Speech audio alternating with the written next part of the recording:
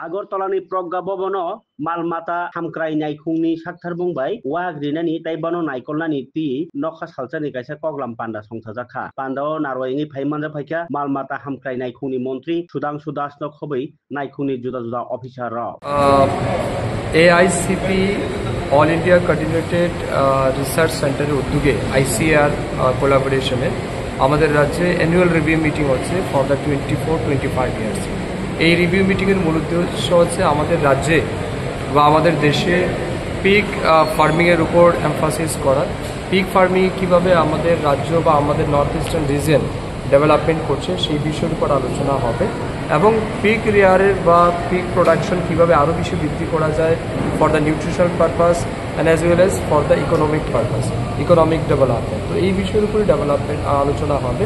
তো আমি ধন্যবাদ জানাচ্ছি AICRP এবং আমাদের ICR কর্তৃপক্ষকে, যারা ত্রিপুরাকে চুজ করেছে as a hosting state.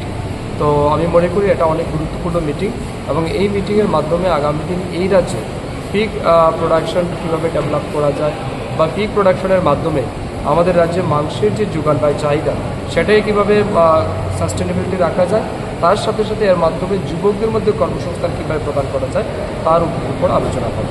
Sir, রাজ্যে পিকের ফার্মার কীরকম?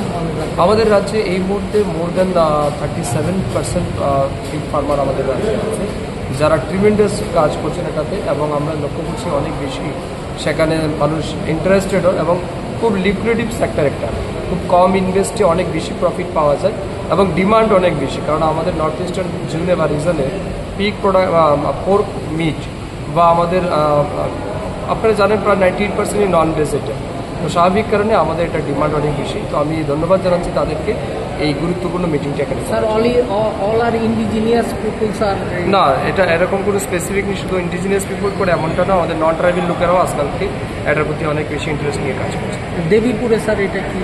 দেবীপুরে এটা আমাদের গভর্নমেন্ট বা ডিপার্টমেন্ট রান ফার্ম, সেখানে আমাদের AICRP তারা ফান্ড করেছে, ICR আমাদের সাহায্য করছে এবং আমরা বিভিন্ন রকমের হাই ইয়েল্ডিং ব্রিড যাতে আমাদের রাজ্যে ডেভেলপ করা যায়, সেগুলি যাতে ইনক্রিজ করা যায় নাম্বার, তার জন্য আমরা কাজ করছি।